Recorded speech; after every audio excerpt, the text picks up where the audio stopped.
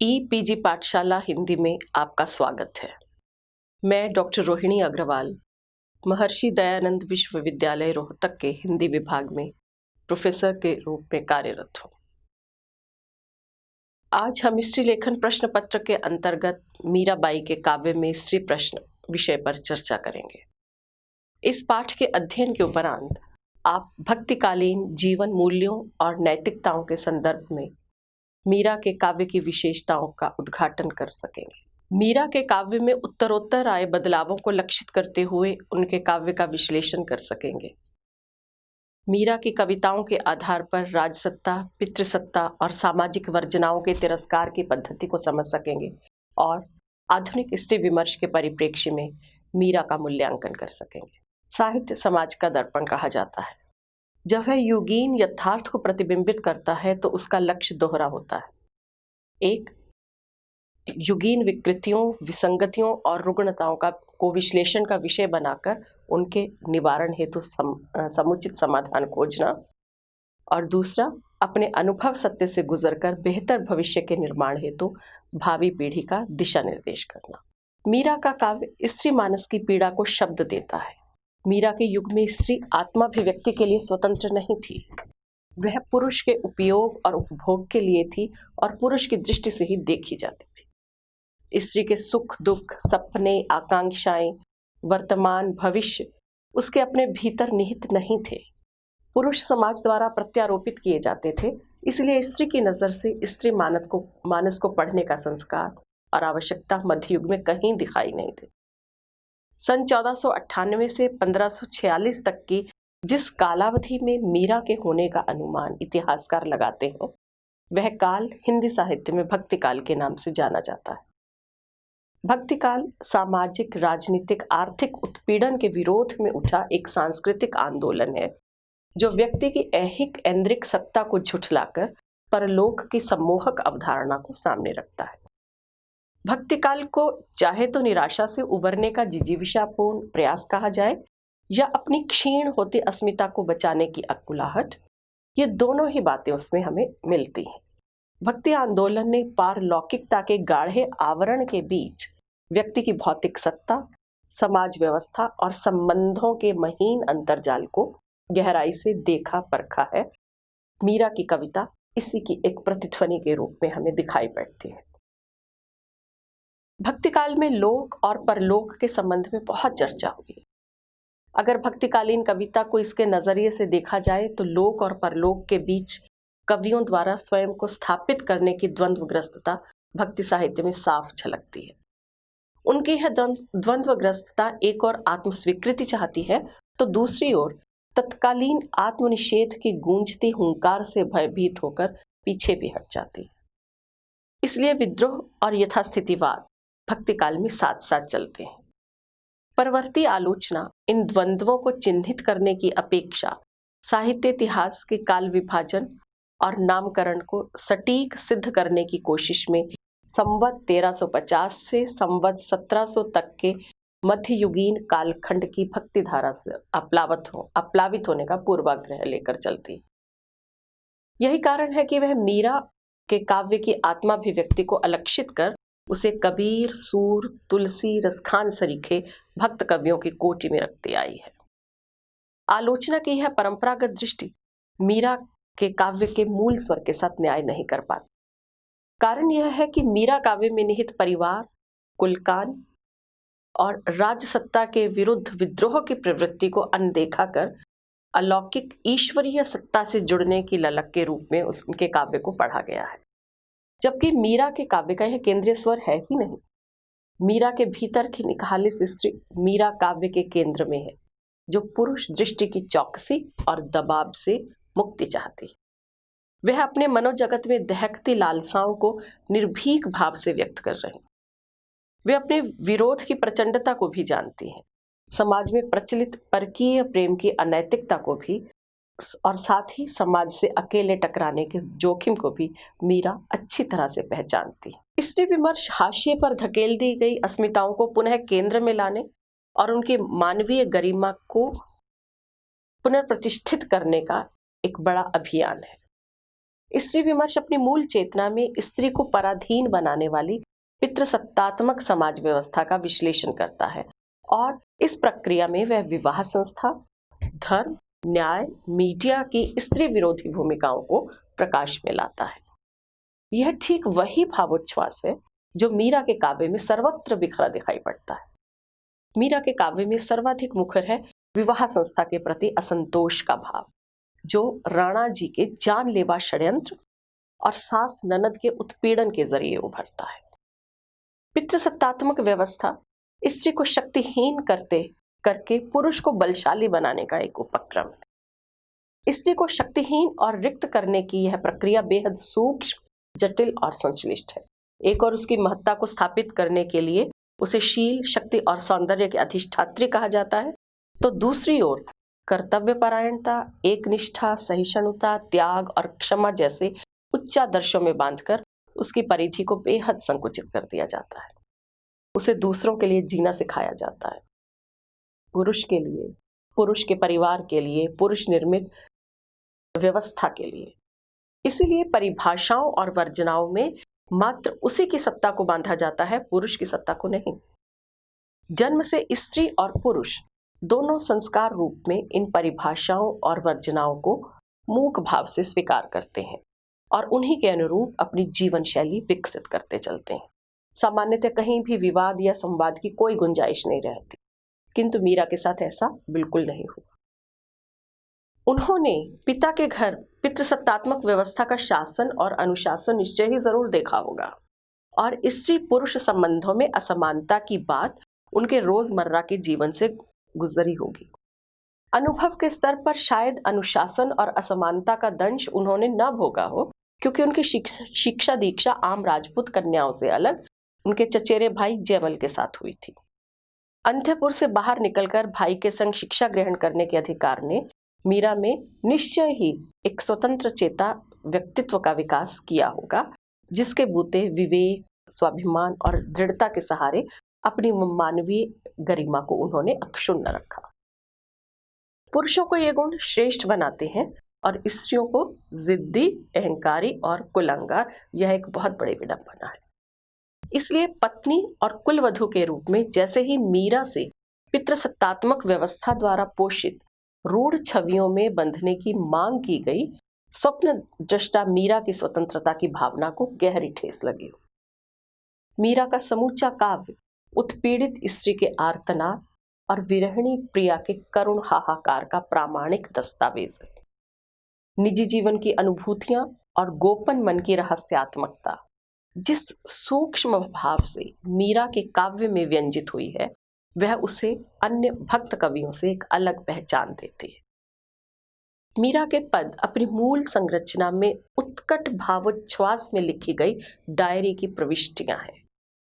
मन का एक निजी कोना, जहां न अपने को बेहतर रूप में प्रस्तुत करने की सामाजिकता है, न विकारों को छुपाने की व्यवहारिकता है, तो अपनी भौतिक सच्चाई को अकुंठ निर्भीक भाव से स्वीकारने की ईमानदारी, अपने को अतीत, वर्तमान और भविष्य की एक सीधी रेखा में रखकर जांचने की निसंगता। मीरा के सरोकार किसी स्त्री विमर्श की तरह सजग सचेतन रूप से न स्त्री जाति के कल्याण से जुड़े हैं, न पितृसत्तात्मक व्यवस्था के पुनरीक्षण की मांग से।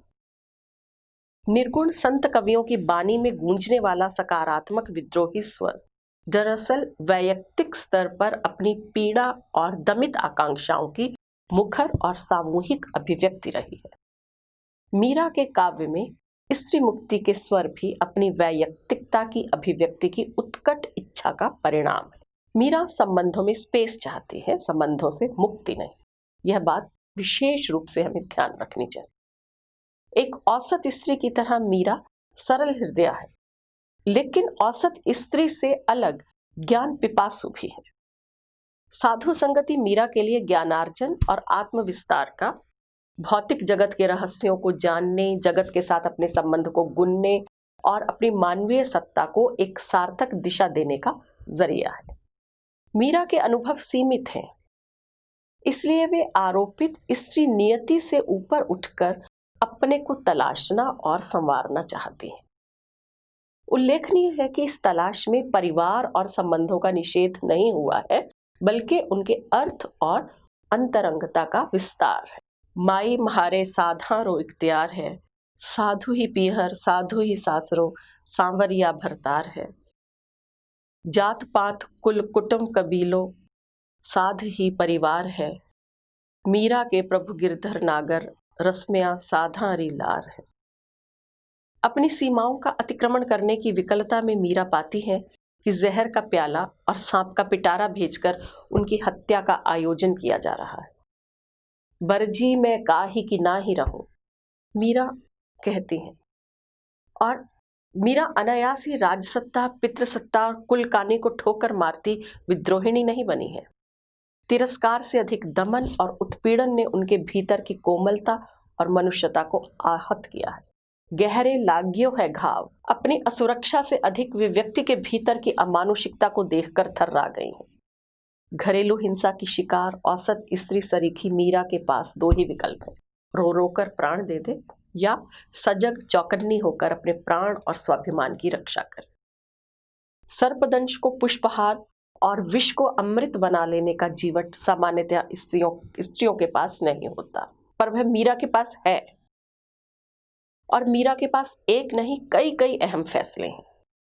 सबसे पहले वह आत्म साक्षात्कार करती है कि क्या खरा खोटा सब डंके की चोट पर कह देने की निर्भीकता उसके पास है।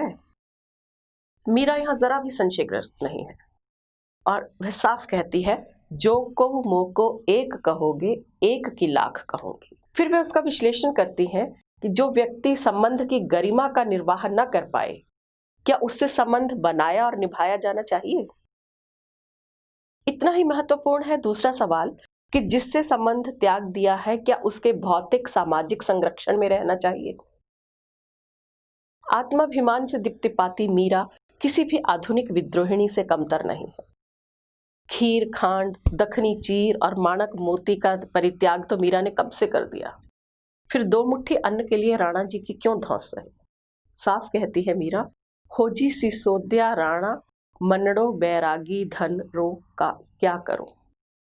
जब राह अलग है और जीवन शैली भी अलग है तो राणा की सत्ता की क्या प्रवाह। इसलिए वो कहती है कि तुम जाओ राणा घर आपने, मेरी तेरी ना ही सरी। मीरा के भीतर की नारी वैषम्य और दमन पर आश्रित विवाह संस्था की जड़ता के कारण आहत है। प्रेम उन्हें परिपूर्णता नहीं दे पाता क्योंकि लोकापवाद का भय स्त्री के लिए सारे दरवाजे बंद रखता है। मीरा सह अस्तित्व परक समाज की परिकल्पना करना चाहती है, लेकिन चाहकर भी अपने लिए मनमीत नहीं जुटा पाती। उनकी बात समझने के लिए उनकी भाषा और विचार से कोई साझा तक नहीं करना चाहता। वे अकेली हैं लेकिन पराजित नहीं हैं। स्वप्न पुरुष की तलाश में बेशक असफल रही हैं, लेकिन स्त्री की दृष्टि से स्वप्न पुरुष की आधारभूत विशिष्टताओं को गिनाना वे बिल्कुल नहीं भूलती।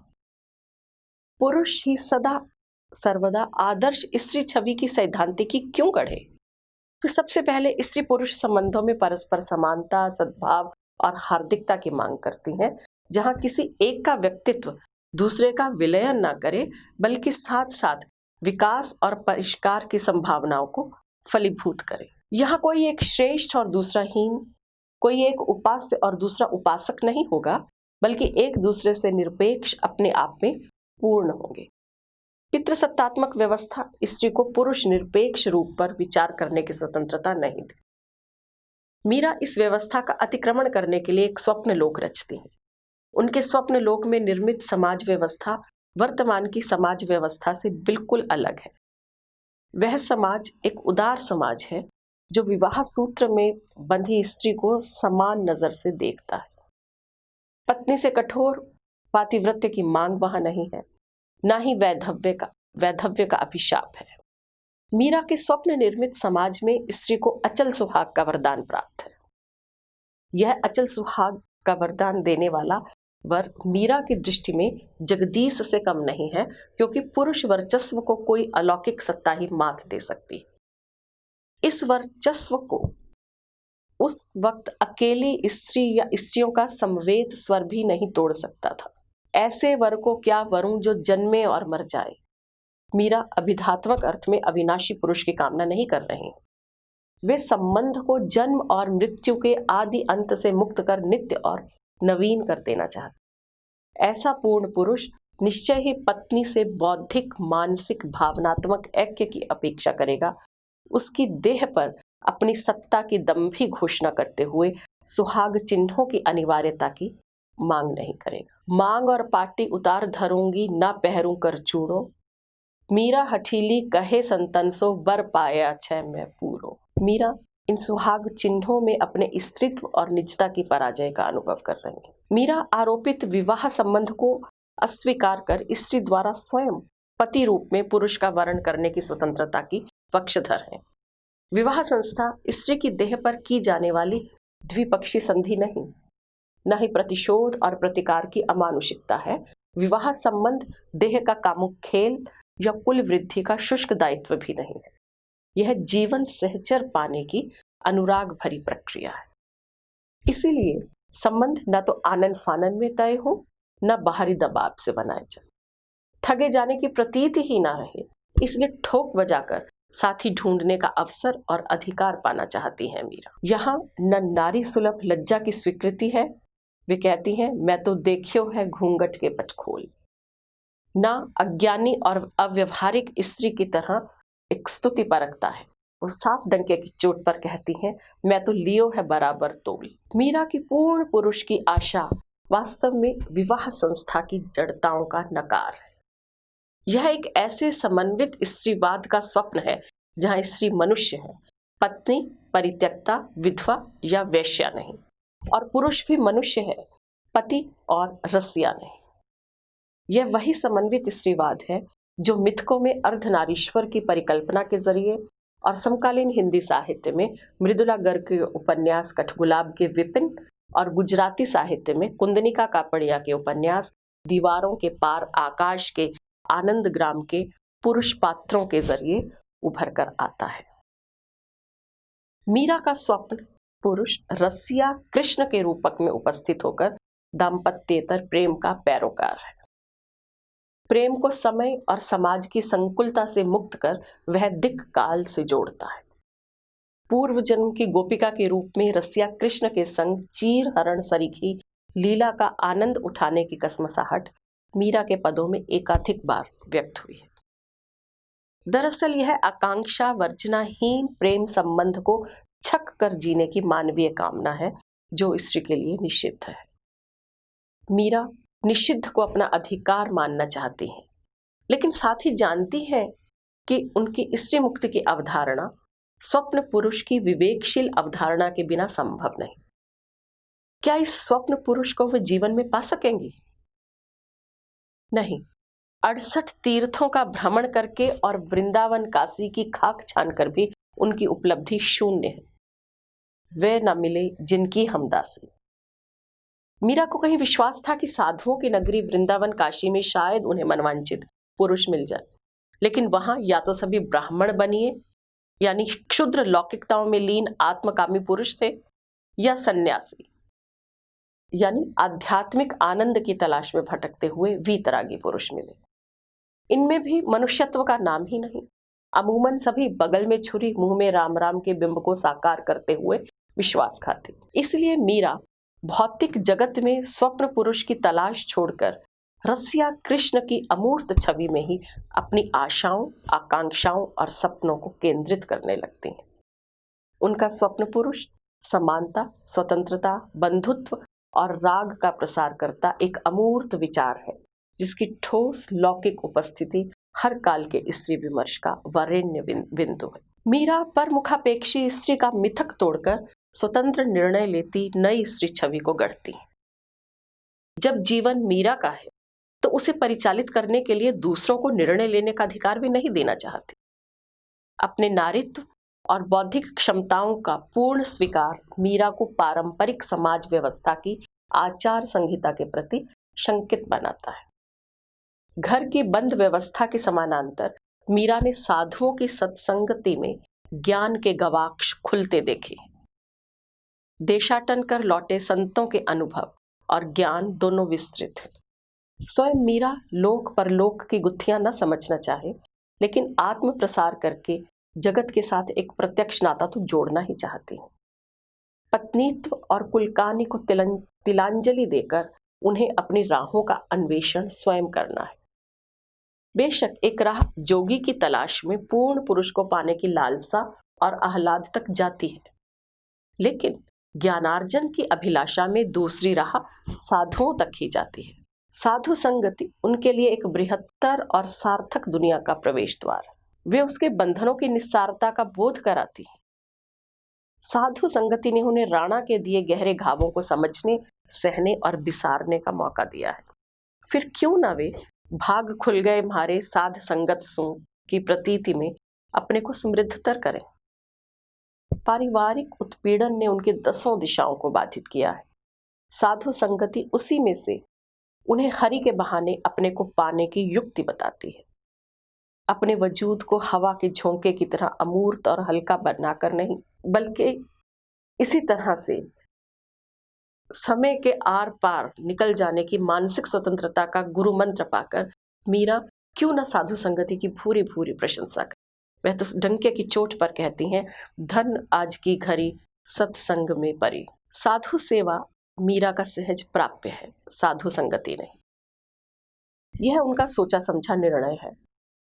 अपने मनुष्यत्व को पूर्णता में चीनने का उपक्रम भी यही है।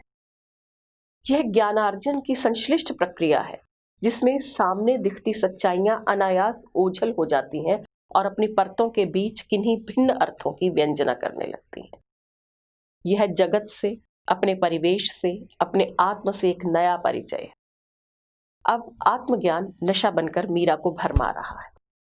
राणा कहे सो एक न माना, साध दुआरे नित आली है माए। मीरा नशे की मादकता को संकल्प बनाकर अपनी दिशाएं और प्राथमिकताएं तय करने लगती हैं। वे समझने लगती हैं कि ताल की सीमाबद्धता में बंधकर ज्ञान सड़ने लगता है।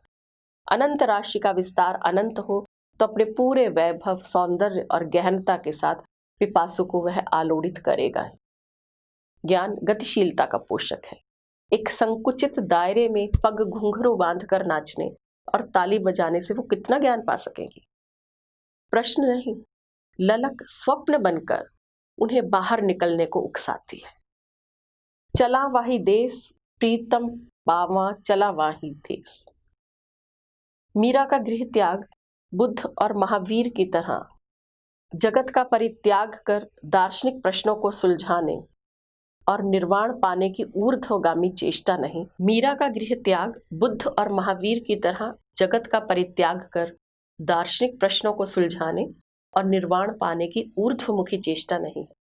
जीवन के उल्लास को जीवन प्रवाह के बीचों बीच धंसकर भोगने की शिशु सुलभ उत्सुकता है। लेकिन संसार को मिथ्या मानने का भाव उनमें नहीं पनपा है।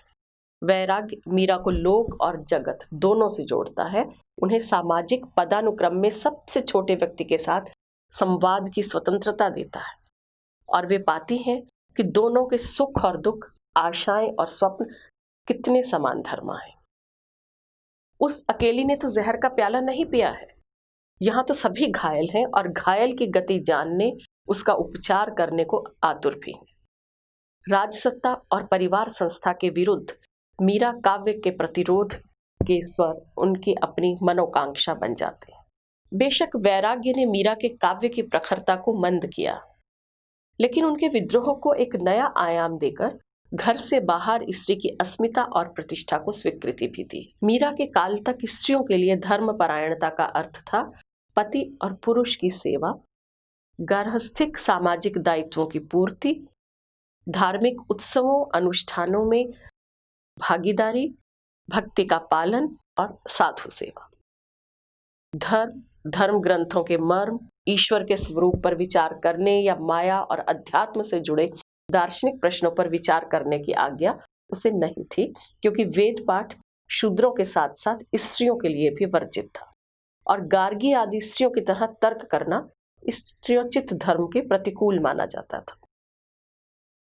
स्त्री न संन्यास लेने के लिए स्वतंत्र थी, न तीर्थाटन करने के लिए। पहली बार मीरा इस वर्जना को तोड़ती। संन्यास उनके लिए जीविकोपार्जन का जरिया ही नहीं, ईश्वर पर ध्यान केंद्रित करने के बहाने आत्मस्थ होने का, साधु संगति के बहाने ज्ञानार्जन करने का और तीर्थाटन के बहाने गतिशील होने और अपना सामाजिक दायरा बनाने का एक महत्वपूर्ण माध्यम भी था। दरअसल देह में स्थित कामनाओं के ज्वार को पहचान कर ही मीरा अपनी निजता पाने के लिए एक महत्तर और बृहत्तर लक्ष्य की ओर उन्मुख हो सकी। इसलिए अपनी भावनाओं का उदात्तीकरण करने की बौद्धिक कवायद भी उनमें दिखाई नहीं देती। अंत तक दाम्पत्य जीवन की कटु स्मृतियां उन्हें सालती रहीं और भीतर की तपन बुझाने के लिए वे राणा को गरियाती रहीं। आज की स्त्री विमर्शकारों की तरह मीरा भी जानती हैं कि स्त्री की मुक्ति का रहस्य उसकी स्वतंत्र निर्णय क्षमता में निहित है। निर्णय लेना जोखिम का काम है, क्योंकि भविष्य के गर्भ में छिपे उसके दूरगामी प्रभाव सकारात्मक होंगे या नकारात्मक, पूर्वानुमान हमेशा सही नहीं होता। इसलिए निर्णय लेना जितना महत्वपूर्ण है, उससे कहीं ज्यादा महत्वपूर्ण है उसकी जवाबदेही के प्रति अपने आप को तैयार करना। मीरा अपने हर निर्णय के लिए जवाबदेह है, इसलिए गलत साबित होने पर किसी दूसरे को लांछित नहीं करती, बल्कि स्वयं उस स्थिति से मुठभेड़ करने के लिए अपने को मानसिक और नैतिक रूप से तैयार करती। साधु संगति के लिए बेहद ललकती मीरा ने कभी सोचा भी ना होगा कि जिस विषमता मूलक दमनकारी व्यवस्था को महल के भीतर छोड़कर वे गलियों में आई हैं, वह अपने उसी दंभी निर्लज्ज नग्न रूप में साधुओं की जमात में मिलेगी। साधु संगति की लालसा में वृंदावन और काशी की गलियों में घूमती मीरा को पुरुष मिले हैं, साधु कोई भी नहीं। यह मीरा का मोह भंग है। तीर्थाटन उन्हें उद्देश्यहीन लगता है और ज्ञान चर्चा पाखंड। आरंभिक उत्साह के बाद मीरा अपने काव्य में साधुओं को लेकर अचानक मौन हो जाती हैं। बस इतनी सी टिप्पणी करती हैं कि काशी को लोग बड़ो विश्वासी, मुख में राम बगल में फांसी। उसकी पूरक कथा वैष्णवन की वार्ता में लिपिबद्ध है, जहां मीरा मनुष्य नहीं मादा देह है, पुरुषों की दुनिया में ब्लात घुसकर उनका चरित्र स्खलन करने वाली माया स्वरूप कामिनी। इतना भीषण स्त्री द्वेष क्या इसलिए कि उसने न किसी के दबाव में आकर किसी पंथ विशेष की दीक्षा ली और न अपनी साधना पद्धति बदली। काव्य रचना मीरा के लिए न पांडित्य प्रदर्शन का माध्यम रही, न भक्ति की दार्शनिक मीमांसा या परलोक प्राप्ति का सुलभ जरिया। वह तो उसके भीतर बहती भावनाओं का स्फोट है, आत्मालाप, आत्माभिव्यक्ति और आत्म प्रसार का जरिया, जिसमें उसकी दमित वासनाएं और अमूर्त सपने दोनों अपनी संपूर्ण सत्ता के साथ विद्यमान है। मीरा अपने मनोजगत को ही अपने काव्य में रचती है। पारदर्शी मीरा की दम घोटू चुप्पी, चरित्र हनन के मर्मांतक घाव की टीस को अंत तक सहन न कर पाने की वेदना से जन्मी। संसार से विरत योगियों की दुनिया में भी स्त्री पुरुष का लौकिक पदानुक्रम कहीं अधिक घृणा और वासना के साथ मौजूद है। मीरा ज्ञानी कहे जाने वाले योगियों से जब मिलती है तो उसे वहां भी स्त्री के प्रति नकार का भाव मिलता है। उसे महसूस होता है कि ज्ञान भी व्यक्ति को मुक्त नहीं करता, बल्कि व्यक्ति की क्षुद्रताओं और संकीर्णताओं पर शील और उदारता का मुलम्मा चढ़ाता है। मीरा की पीड़ा आज के स्त्री विमर्श की भी पीड़ा है। स्त्री को पत्नी से इतर कुछ भी होने के लिए आग के दरिया से गुजरना ही होगा। नारी पुरुष के संबंध झूठे, यह बोध मीरा को विरक्त बनाता है और उनकी असहायता को तीव्रतर करता है। सगो स्नेही मेरो और न कोई, बैरी सकल जहान। वास्तव में यहां इस अनुभव से गुजरकर मीरा को पहली बार सही मायने में गली तो चारों बंद हुई की प्रतीति होती है। जाहिर है इसके बाद रण छोड़कर, द्वारिका के रण छोड़ कृष्ण में समर्पण और दैन्य से भरी निष्क्रिय भक्ति करना जीवित मीरा की लौकिक मजबूरी बन जाती। विश्वास भंग की इस चोट ने मीरा से जीवन की महक, उल्लास, संघर्ष और आशा की खनकती गूंज को छीन लिया है। आधी राणा की फौज, आधी मीरा एकली रे का उद्घोष करने वाली मीरा की तेजोमयता मलिन होते होते जब आत्मदया में तब्दील होने लगती है, तब पितृसत्तात्मक व्यवस्था की कार्यशैली की पड़ताल करना अनिवार्य हो जाता है। आखिर मनुष्य को तोड़कर छवि बनाना इतना सरल नहीं होता। सिमोन द बोवा ने बहुत ठीक कहा है कि पुरुष कभी स्त्री का साथी, मित्र, हितैषी नहीं रहा। जज, ज्यूरी, अभिव्यक्त आदि सभी भूमिकाओं में अदालत में वह खुद बैठा है। इसलिए स्त्री की फरियाद पर कान न देना और उल्टे उसे ही सींखों के पीछे धकेल देना उसका धर्म है। यह शासन तंत्र की कूटनीति है और आत्मरक्षा का एक नुस्खा भी। पुरुष अपने पुरुषत्व की रक्षा के लिए अपने पूरे वर्ग के अहम की रक्षा का हर प्रकार से संभव प्रयास करना चाहता है। इसके लिए स्त्री के दमन की युक्तियां भी अपनाता है। स्त्री को लेकर कुत्सित यथार्थ को गढ़कर उसी में स्त्री सत्य को कैद कर देना उसके लिए बहुत फायदेमंद रहता है। फिर अपने द्वारा स्थापित किए गए स्त्री सत्य को वह स्त्री पर थोप देता। इस सत्य में स्त्री बुद्धिहीना और कामिनी है। इस बुद्धिहीना स्त्री को धिक्कारने फटकारने का विवेकशील पुरुष धर्म श्रेष्ठता हासिल कर लेता है। हाशिए पर फेंकी गई स्त्री को रोटी, कपड़ा और मकान जैसी भौतिक सुविधाएं देकर गृह स्वामिनी, देवी बनाने जैसा बड़प्पन जताने के पीछे अपनी स्थिति को निरापद बनाने की साजिशें आज भी हमें दिखाई पड़ती हैं। स्त्री पुरुष की सहयोगिनी है और उसी के जरिए वह स्त्री को अपनी सत्ता पर समग्रता और निसंगता से विचार न करने का संस्कार भी देता है। इसलिए यह व्यवस्था सबसे पहले मां के रूप में बेटी पर वर्जनाओं के अंकुश लगाकर उसे बधिया करती है और उसे मनुष्य नहीं स्त्री बनने का प्रशिक्षण देती है। यह व्यवस्था स्त्री के अहम और व्यक्तित्व दोनों को ही बचपन से विकसित नहीं होने देती। इसलिए यह व्यवस्था सबसे पहले मां के रूप में बेटी पर वर्जनाओं के अंकुश लगाकर उसे बधिया करती है और उसे मनुष्य नहीं स्त्री बनाने का प्रशिक्षण देती है।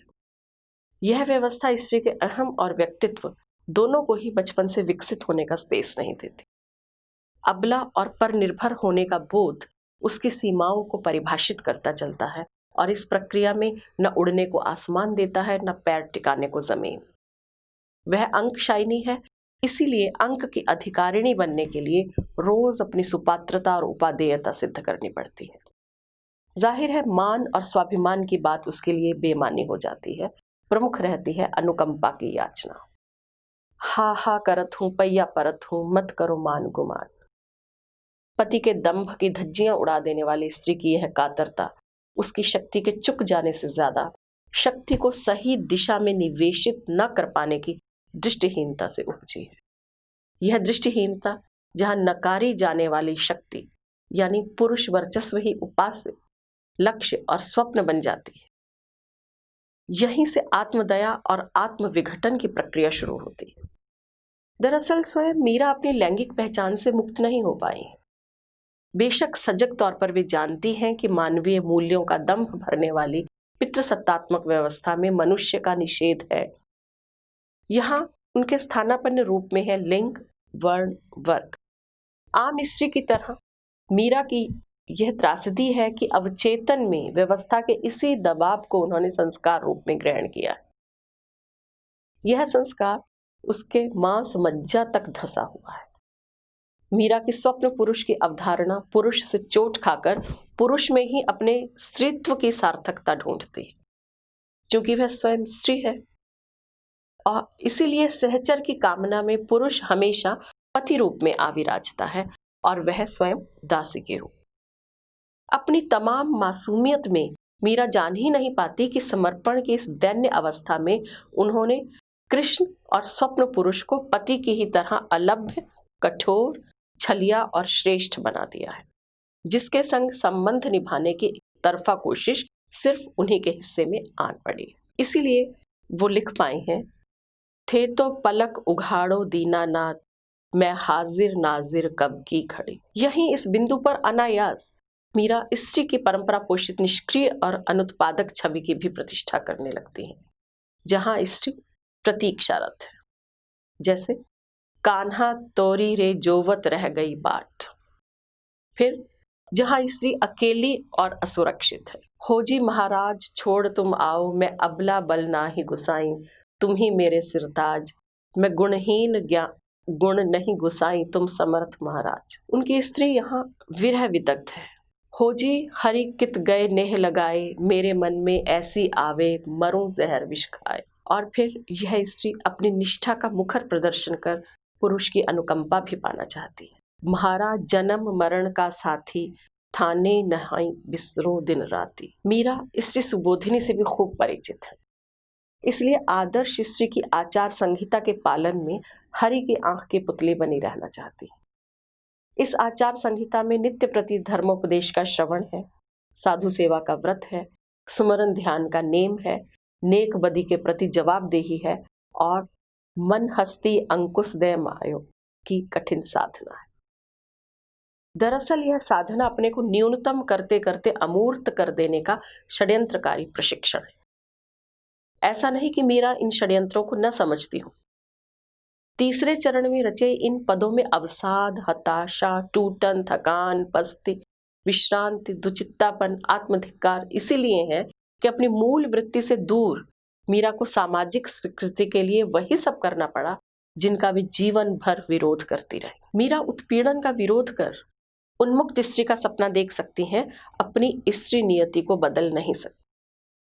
मीरा का स्त्री विमर्श, स्त्री चिंतन इस तथ्य को बहुत गहरे रेखांकित करता है कि व्यवस्था एक साथ अमूर्त और ठोस है, जड़ और सनातन है।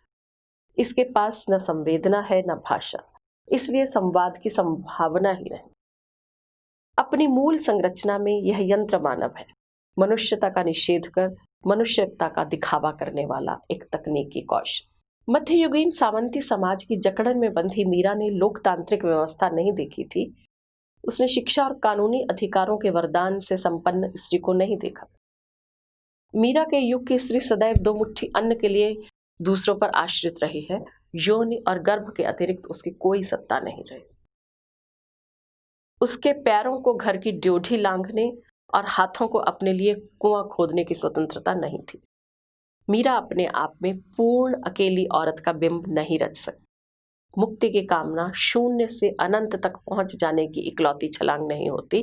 मुक्ति छलांगों की लंबी श्रृंखला की एक कड़ी मात्र होती है, जो परंपरा से दिशा और ताकत लेकर उसमें अपनी एक और छलांग जोड़ती है। मीरा के पास विरासत के नाम पर पराधीनता में सुख ढूंढने का कांता सम्मत उपदेश है। मीरा वर्जनाओं को तोड़कर आत्म प्रसार का निर्णय लेती है। विद्वत जन बाहर निकलकर ज्ञान पाने का प्रयास करती है। मीरा अपने पसंद का वर चुनने की अपनी स्वतंत्रता की मांग व्यवस्था से करती है।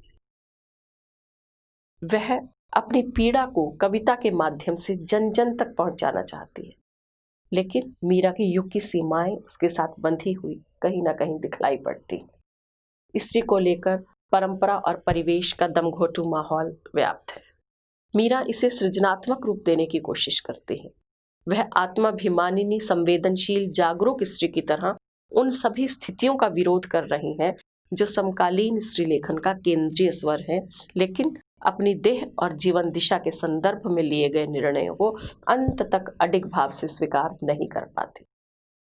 मीरा के इस पराजय में पितृसत्तात्मक व्यवस्था के दबाव मुखर होते हैं, जो आज की उन्मुक्त स्त्री के हर स्वतंत्र निर्णय से बौखलाकर उस पर अनैतिक और उच्छृंखल हो जाने का आरोप लगाते हैं। क्योंकि पितृसत्तात्मक व्यवस्था के पास स्त्री और पुरुष को, स्वर्ण और दलित को नापने के प्रतिमान अलग अलग हैं, इसलिए नैतिकता और दायित्व, अधिकार और स्वतंत्रता की परिभाषाएं स्थिति के अनुसार बदलने लगती हैं।